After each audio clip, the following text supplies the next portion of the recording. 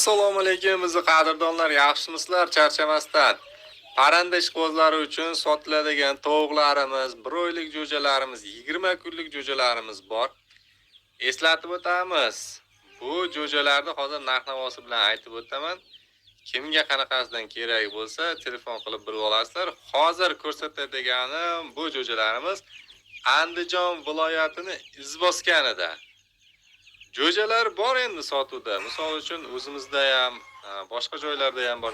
Bizniki Namanganda, shaxsimizniki. Ko'rib turgan tovuqlaringiz, ana shu jo'jalarning ota-onalar tovuqlarni o'zlari boqishayotgan. Mana shu tovuqlar ham sotiladi. Kimga qiziq bo'ladigan bo'lsa, yoshini va tuxum tug'ish ma'lumotlarini egalarining o'zlaridan so'raysiz.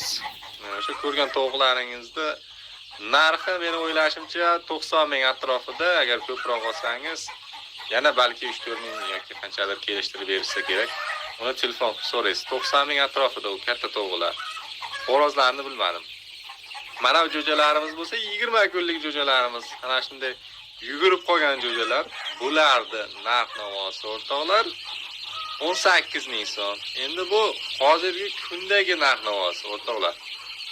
Bugun sana necha bilmayman, lekin shu ko'rib turgan videoingizni qarasangiz 10 kun oldin yoki 3 kun oldin deb video qo'yilgan deb aytib qo'yadi. O'sha 3 kun oldin qo'yilganiga yana 1 kun qo'shasizda, kuniga misol uchun qanchadirdan qo'shilgan bo'ladi, 500 so'mdan yoki shu. Xullas narx ko'tarilgan, ilk kuni ham shuncha kun o'tgan bo'ladi. Shuni ham hisob-kitobini chiqarib olsangiz yaxshi bo'lardi. Sababi aql kelishmovchiliklar bo'lmay qolmasin. Ba'ziga akalarimiz videoni ko'rishyapti-da, ashnaqasizlarda sizlar nima deydi, g'irromchilik qilyapsizlar deydi. Qanaqasiga aka desam, videoda 10 ming aytuvdilaring-ku deb tortishganlar ham bo'lyapti. Haqiqatan telefon qilib tortishyapti. Ana bitta gaplaring ikkinchisiga to'g'ri kelmayapti. Qiziqib endi telefon qilsak, narxini unaqa deyapsiz deydi. Akalar, biz video qo'ygandan keyin u jo'jalarga, u tovuqlarga yoki o'sha parranda nimaiki bo'lsa, ularga endi oziqa berib turilganda, o'shandan keyin muzlatib qo'yilgan yo'q.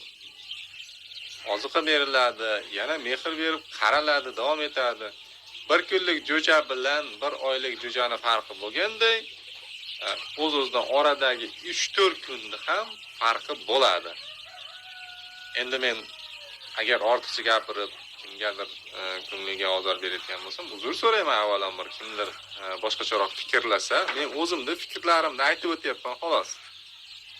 O'rtoqlar, sog' bo'lasizlar, salomat bo'lasizlar. Ekranda raqamlari turibdi, murojaat qilaverasizlar.